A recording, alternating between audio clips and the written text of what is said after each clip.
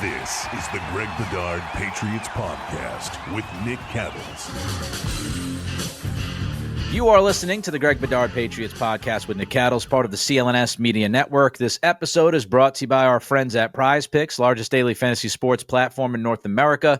Download the PrizePicks app today and use code CLNS. Get $50 instantly when you play $5. All right, mandatory minicamp in the books. Before we get to said minicamp, I want to ask you, Greg, about Stefon Diggs, because Diggs had the first opportunity he's had to speak with the media. He did so yesterday. He did not have a lot to say regarding the boat, quote-unquote, incident and what was in the quote-unquote bag. Just your thoughts about Diggs' approach with you guys yesterday after practice. Yeah, Nick, it wasn't a big surprise the way he handled things, especially, listening to Giardi, who has spent, in his time at NFL Network, spent a lot of time in Buffalo and dealing with Diggs and all that. What we saw the other day was sort of par for the course for him, where, I don't now look, it's not really important what he says to us. It's important what he says to Mike Vrabel. And he wasn't going to discuss any of that. But as far as public accountability, I don't think, I didn't love it from Diggs. I mean, I would have liked to have heard him just say something along the lines of, look, I understand that my actions did not reflect greatly on the Patriots, my teammates, myself. For that, I apologize. It won't happen again. Something along those lines. I mean, he just sort of like shut everything down and just said, it's personal and I'm not going to get into it. But what he said, it wasn't bad. I personally would have liked a little bit more in a way of accountability and an apology, but I mean, at least he addressed it and he faced the questions and he wasn't a dink about it, where, he could have been. So, I give him a solid like C plus as far as his answers to the party boat and all that. So, I'm okay with it. We're mostly on the same page. I think he could have certainly been more contrite. And, you could show that contrition and accountability without getting into the details. There is a way to do that. And he knows how to do that because he's been around long enough. He's been in the league long enough and has faced enough questions about certain things. So he knows how to dance around certain topics, but still show responsibility, accountability if he wanted to do that. I also just wonder, that conversation with Vrabel that he had, and he also mentioned people in the building. I don't know if he's talking about front office, ownership, both. I don't know. But his conversations extended beyond the head coach. He said that yesterday. And I wonder if, look, he might have handled this the same way as he handled it yesterday, because as you mentioned, Giardi and what he has had to say with Diggs and how he has handled things in the past. So maybe it wouldn't have changed anything. Maybe it wouldn't have changed any of the math. But I do wonder if Vrabel said something along the lines of like, look, there's no need to get into the details. Like there's no need to go out there and we want to put this thing to bed. Like this isn't a rearview mirror. If you go out there and you give details or you try to defend yourself in any way, it's going to just continue to drag on. It's going to continue to be a distraction. So just move on from it. Like don't say the least that you can say.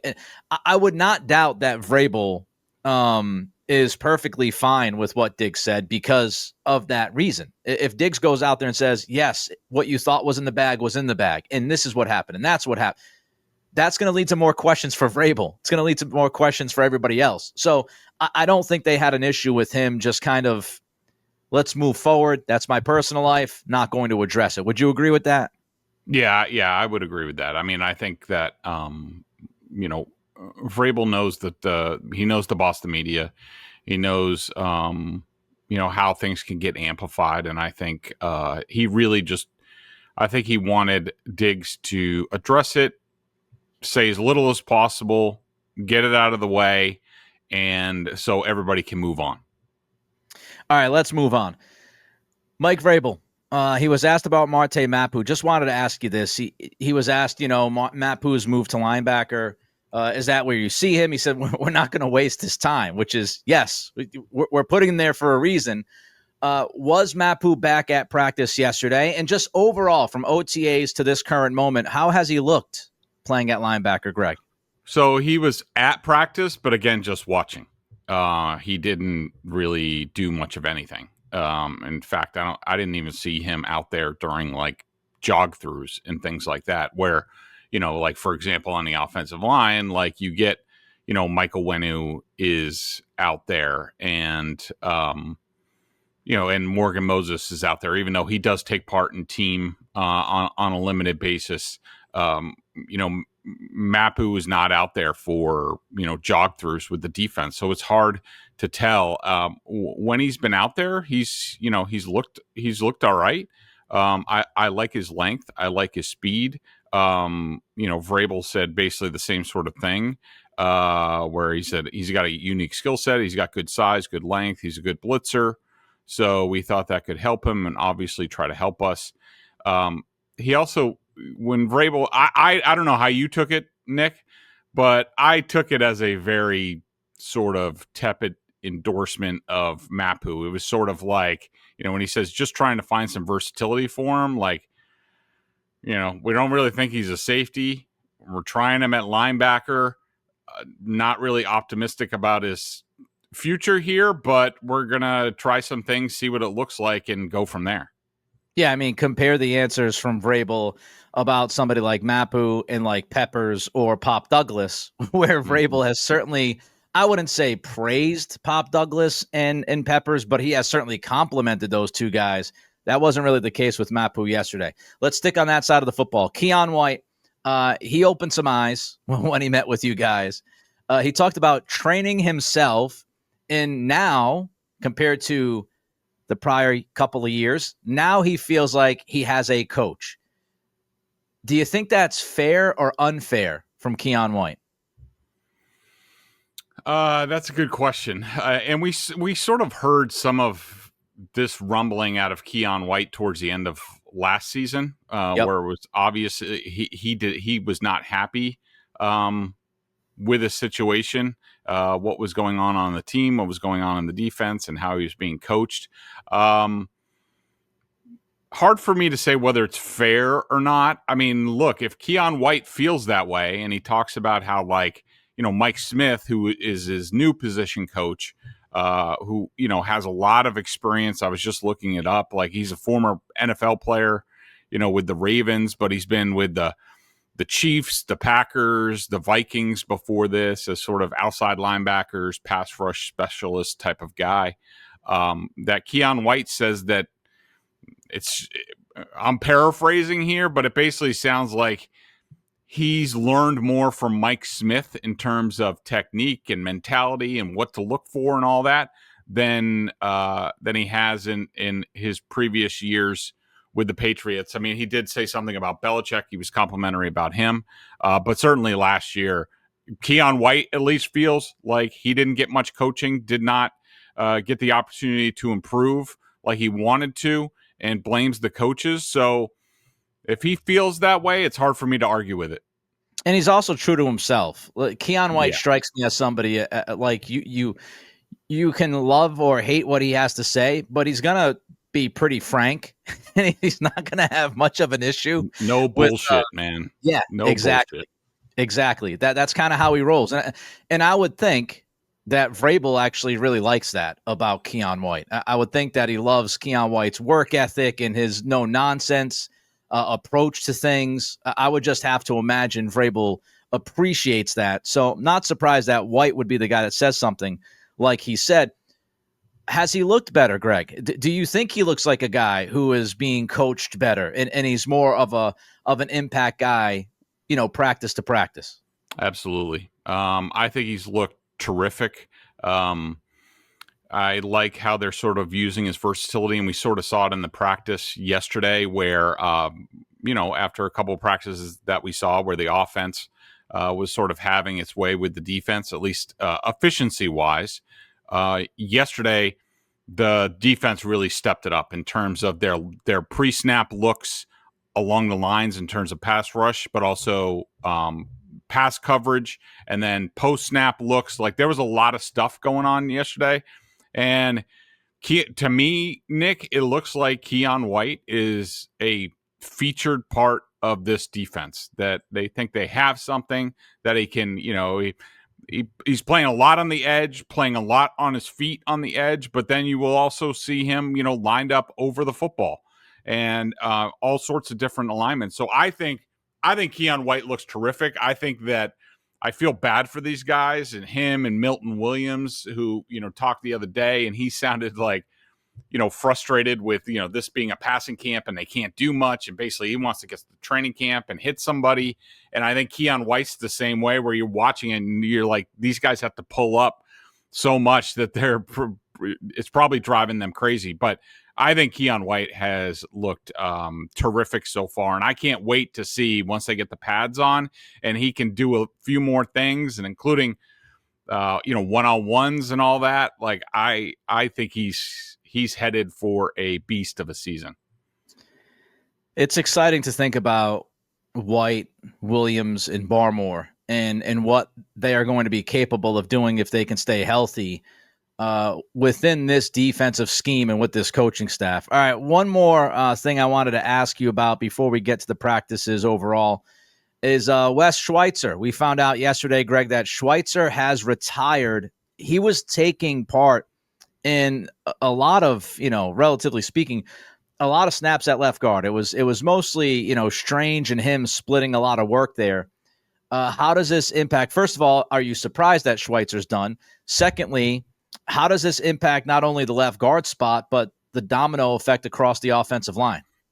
Yeah, I'm mildly surprised. I mean, look, these things, seem to happen a lot with the Patriots, with some of these journeyman types, whether it's like Riley Reef or, a Okorafor last year. Like, I think, Eric Decker and like Demaryius Thomas weren't too far off from retiring after, being with the Patriots for a little bit. But I was mildly surprised. I don't really know Wes Schweitzer, all that well. Studied him a little bit. Definitely a journeyman, sort of like league average backup type of guy. And I think they signed him just to get an experienced body in there. From all accounts, from talking to people around the team, really good guy, was doing a decent job in practice. So, from that respect, it was a mild surprise. You never know with these guys why they do things. But I will say, yeah, I was hoping that Wes Schweitzer wasn't going to be much of a factor when it comes to left guard at the end of the day. But yeah, I mean, the ranks are pretty thin at guard. I think, I think we're looking at a wide open competition.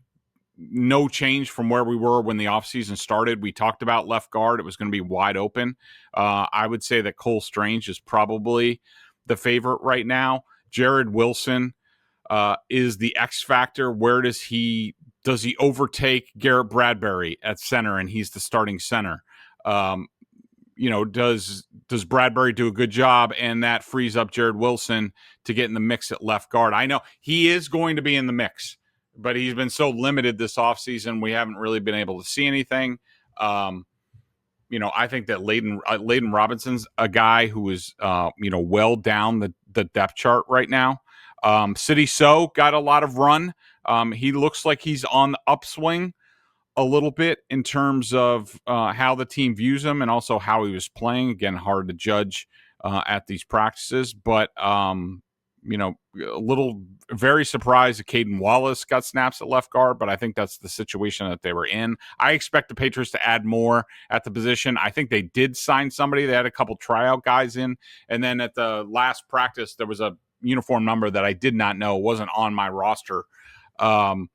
So yeah, let's just say that left guard is in flux.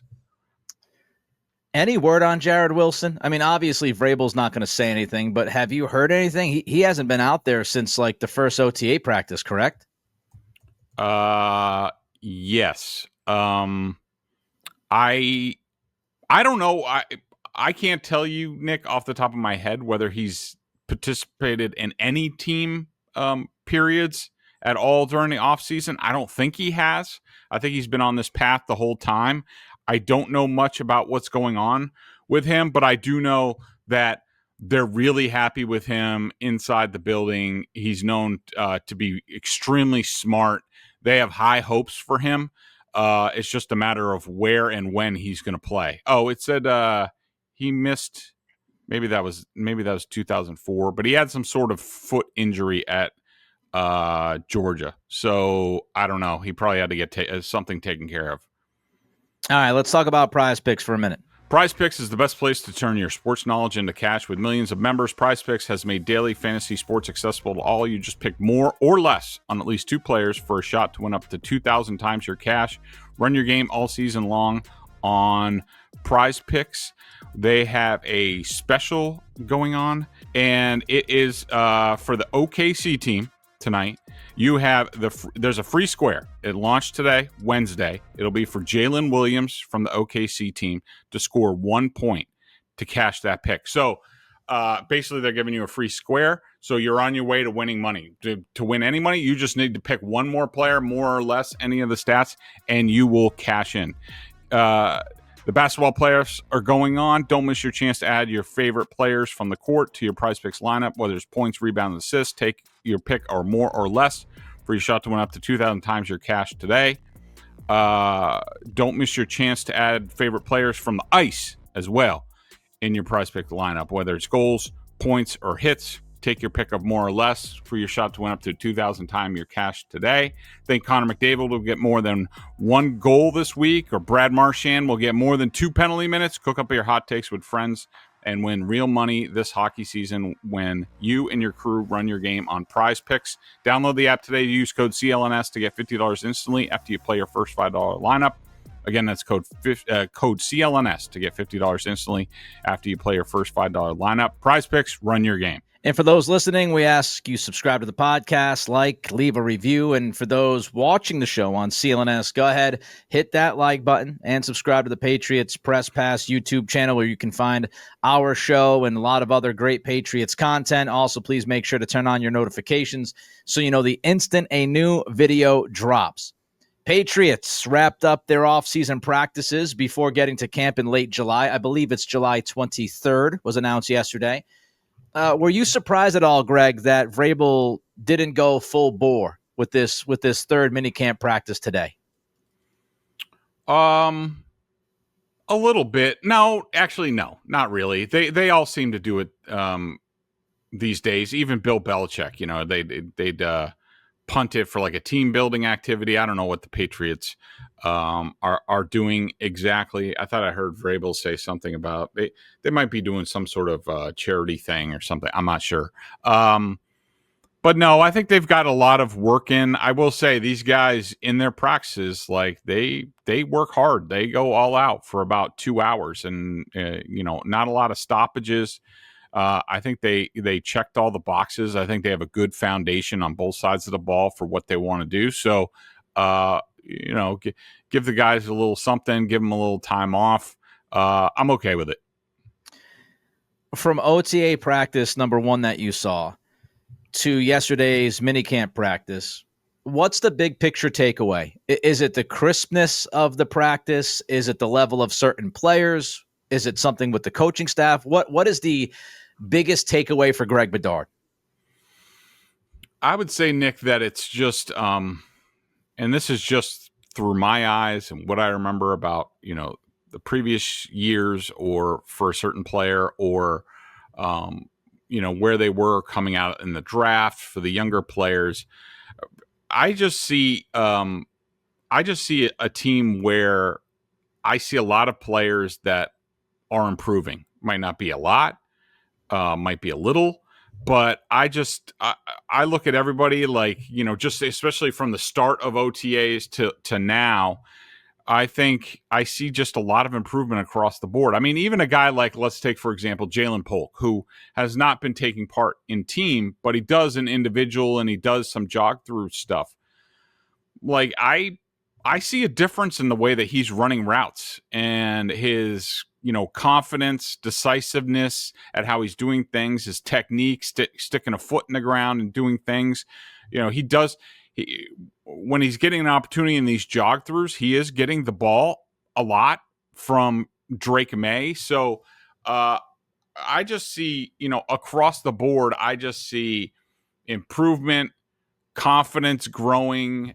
We sort of talked about it last podcast, but this week, especially, Nick, when I've left the practices, like I've been happy, upbeat, because it just looks like a professional football team and how they do things. I mean, here's a little thing that warms my heart as sort of a youth coach, and I believe in certain things, like just the way these guys just the way these guys break the huddle, Nick, on both sides of the ball. It's a very little thing, but I noticed it the other day. So the offense, they'll be in the huddle, and the offensive line and like the tight ends, if they're in line blocking or what have you, lining up on the line on that play, like they haul ass to the line and they get right to the line. They're ready to go.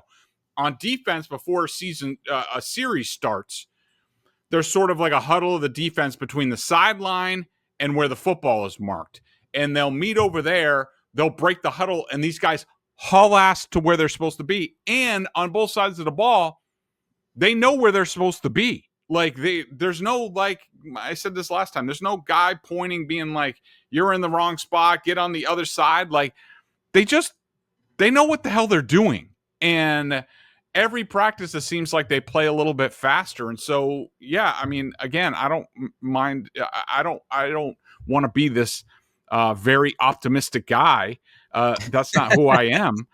But every time I watch these guys, every practice, the improvement, I get a little bit excited. I mean, they look like a professional outfit. Greg is proud of the team. He's disappointed in himself is the takeaway. So the first minicamp practice we talked about, Drake Maye was really good. He was sharp. Offense was really good. Yesterday, the defense strike back a little bit. Yeah, definitely. And I don't know how much of it was by design. It was an interesting practice where they had so like the other practices we talked about, there's basically like 4 team periods, and the first 2 team periods were silent count. They had the music way jacked up. Maye's, motioning things, calling things out. And again, these guys knew what they were doing. It made it tough on them. There were like some false starts and things like that. And then, in the red zone, they had 2 red zone periods, but the defense was much more active today than it has been. Like they, like I said, a lot of guys up on the line of scrimmage, guys dropping out, some guys coming. There were some free rushers. There were some coverage sacks. The defense was definitely like a lot more aggressive and having a lot more fun, which made it tougher on the offense. But still, I mean, I thought the offense did a good job. I mean, I had Drake Maye and Josh Dobbs overall were 9 of 14. That's pretty good when, you don't really have you don't have a lot of starters who are working, whether it's on the offensive line or like, you don't have a Stefon Diggs and things like that. So, I was pretty impressed with how the offense did, how they operated. But the defense was definitely good. Are we learning that when Vrabel does these press conferences, this is how I kind of take it, he's actually pretty open given the circumstances of going into a practice, and he doesn't get too high, doesn't get too low, but he lets all of you know, hey, look, this is what's going on. And yesterday was another example of that, when before the practice, he told you guys in the media, yeah, we're going to work on, silent count, silent cadence, and we're going to deal with a lot of different, situational things today. It seems like Vrabel's pretty upfront about, we're gonna shift some things today, and almost warns you guys so you don't take too much out of a bad practice or a great practice. Am I reading that right? Is he trying to send a message to you to say, look, let's not get too high. Let's not get too low. Let's not report things out there and get the fans all pumped and jacked or angry, because we're working on a lot of different things. Yeah, I would say that's fair, and I think Mike's done a good job of that, is sort of giving us a little bit of breadcrumbs on what we're about to see, and I appreciate it, because that allows us to give context to what's going on, because right. What happens as soon as practice ends, stats start getting tweeted out. Talk radio hosts take said stats and blow it up in a certain way. We try to give context. Whether people want to listen to it, especially talk radio hosts, that's something altogether different. But yeah, I appreciate that from Vrabel, because any context that he can give us helps us to report more fairly and accurately, and allows fans to have a more accurate picture of their football team. I want to talk about that. I want to drill down on that, because I think you have a perfect example from yesterday's practice, where if you're just looking at the stats, you see that Drake Maye threw an interception, and it was his first interception since the first OTA practice. And you might say, oh, well, Drake made a huge mistake, and but you want to know the context. And the context was Christian Gonzalez, Greg, I saw you write it, just made a spectacular play, correct? Yeah. And, the Patriots have posted a video since then from the other side of the field from where I was standing. Now, it's tough enough with the regular practices outside, but at least on the hill, I have a better angle, and I have binoculars, and like I can tell a few more things on a play. We were inside because of the rain, and so we're just on like one sideline, so I couldn't even see Will Campbell's side of the field almost the entire practice. I got a good look at the right tackles almost the whole practice. Not a great day for DeMontre Jacobs, by the way. But that play, Drake was trying to throw to Kyle Williams. It was right on the sideline by us. To me, in the moment, it didn't look like it certainly wasn't a bad read. It didn't look like a bad throw. Now, on the video that the Patriots have posted, it does look like a little bit of an overthrow. Christian Gonzalez did make a ridiculous catch, like one-handed type of thing. I definitely remember that. Now, it's also hard to tell in the video, like, if I'm guessing, Kyle Williams didn't exactly do what he was supposed to do. Maybe, because Gonzalez was on top of him, he, kind of shut it down, didn't fight through where Drake. But I don't have a problem with Drake Maye giving a young kid a chance on a 50-50 ball to make it. Could the throw have been a little bit better? Yeah, maybe. But I also think that Kyle Williams sort of dialed it down a little bit, because Gonzalez was all over him. But still, I don't have a huge problem with the interception. And let me also say this. And I'm sure we've talked about this before, I don't care if guys throw interceptions in practice. Like, I don't want them to be, 90% completions on, just little dinks and dunks. Right. Like, I want the players to try different things in practice. Where I remember having this conversation with Aaron Rodgers back when I was covering him when he was first, taking over for Brett Favre. And I remember his first training camp practice, he was extremely conservative. And that's all he sort of did during the season. Then the next training camp, like, he and I had a long conversation about, like, he was trying new things to see what he was capable of and what also his teammates were capable of. And he threw some more interceptions, but that's how you learn. And so if Drake Maye throws interceptions, like, I don't really care. It's to me, it's about the context and what they're working on. I want to ask you about Gonzalez, because from what I have read, dude has been an absolute stud during the last month or so. Devin McCourty on the Forged in Foxborough episode 1 said, I don't know if he said Gonzo will be or could be or should be. I think he said Gonzo will be the top corner in the NFL this year. Do you think that's within his reach? Do you think Gonzalez has the chance to be the top corner in football in 2025? It's a good question, Nick. I think he'll be in the conversation. He had a lot of good play last year. He also had some choppy play at times last year. I definitely want to see his improvement. To me, he looks stronger physically, that he's added some muscle to his frame. So that's been really good. His ball skills, to me, are ridiculous. That interception being an example of it. It's going to be interesting to see how they distribute things in terms of him and Carlton Davis, who's going to guard, which type of player. Pretty sure I saw Carlton Davis take a couple snaps, in the slot the other day. But yeah, I think he'll be in the mix. And if he learns and these coaches are as good as I think they are, then I do think he has a chance. I'm not ready to predict that for him, but he's on that trajectory. And let's not forget, he was a second-team All-Pro last year, and he's only played, I think it's 20 games in his NFL career because he missed the vast majority of his rookie season. It's kind of bananas to think about. He's nowhere close of getting 2 full years of actually on-field time when games count at the NFL level, and he's already where he is. I mean, he absolutely has just insane potential. All right, before we get to a couple of players I wanted to ask Greg about, and then we'll get to a 3 down, 3 up. We're going to do it flip-flop style because I'd like to end on a high note. Don't forget to check out Bedard and Giardi at Boston Sports Journal, $50 for the year. Tremendous coverage over there, of course. John Corrales working his tail off on the Celtics. Should be a very busy offseason for them. And don't forget our friends at PrizePicks. Download the PrizePicks app today. Use that code CLNS and get $50 instantly when you play $5. All right. We'll get to 3 down, 3 up, but first let me ask you, Drake Maye, from OTA practice number 1 that you saw to yesterday's minicamp second practice, how do you feel regarding the young quarterback?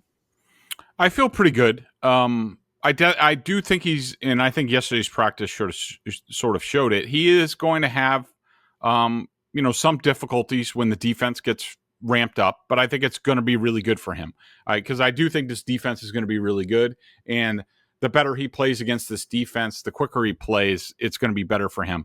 I will say, Nick, yesterday, after, I was basically like over the moon about Drake Maye and the previous 2 practices that were open to us. And we talked about how it's pretty much become apparent that when Drake Maye is being decisive, well prepared, knows what he's getting, like he plays fast. We don't talk about the hitch. We don't talk about, him being indecisive, any of that stuff. When the defense is a little bit tougher, he's not sure who's going to be open or what the coverage is. Then there were a couple times yesterday where I noticed the hitch, where I was just like, where he's just kind of like, you could see him thinking and whatever. So I think he's made a lot of improvement. I still think there's a ways to go for him, but I'm excited about what he's going to be able to do, especially the more time that he spends with Josh McDaniels. Same question, but this time for Will Campbell. I've been impressed for the most part with Will Campbell. He had a false start. Just about everybody, I think, on the offensive line did yesterday. There were no officials, so it didn't get flagged, but I saw Will definitely flinch. I think he's done a really nice job. I think that his mind and study habit is going to be a huge asset for him and might offset some of his physical limitations. But he's another guy I can't wait to see with pads on, and then we'll really get an idea of his future and what he's capable of. All right. So the next time these guys will be on the field will be training camp, and we figured it'd be the perfect time to do a little 3 down, 3 up to look at the OTA practices, the minicamp, as we get ready to get into training camp. So let's start, Greg, with going into training camp from what you've seen the past few weeks. Give me your 3 down. So I'm going to start with some of the draft picks from last year. But I will say Layden Robinson would probably be my number 1 down. I think physically that he's certainly capable of it. We saw flashes of it last year, but it seems to me that he has plummeted down the depth chart. He's basically getting run with like the 3rd team offensive line. To me, that's a signal that he's not getting it the way the coaches would like him to. So Robinson would be number 1. I'm going to put Marte Mapu number 2. Can't make the club in the tub. I mean, it's just been a consistent thing for him. since he's been here. And let me see. I'm just trying to think if there's anybody else like an outlier type of person that I think I'm going to go probably Jaheim Bell, the tight end. He's had a couple of rough practices. It looks like the undrafted guy who basically like they have the exact same body type, G. Scott, has really come on and got a bunch of balls yesterday. So I would say Jaheim Bell would be my number 3. I was writing down a name. I got it wrong. I'm trying to put it up there. If you could read it. I also mentioned Caden Wallace. I mean, for this guy to go from 3rd round pick to, I guess they don't really want to see him at tackle, that they put him inside at guard. Like they couldn't put anybody else at guard and get him reps. Like Nick, do you think if they were high on him, his potential at tackle, wouldn't they sort of keep him there and not move him to like left guard during mandatory minicamp? I don't know. I just thought that was really odd. I would think so, but who knows? The offensive line shifting with that left guard competition. So much is going on right now. Let me also add Javon Baker to that. Another guy who to me is slipping down the depth chart and getting fewer and fewer opportunities. All right, I can't find it now. But as you were talking before you got to your 3rd guy, I showed it to the people on YouTube watching the video. As you were talking, I wrote down in big letters Baker for Baker. I thought you were going to say Javon Baker. And then you said Jaheim Bell. I was excited because you said Ja, and I said Ja. I thought I was going to nail it.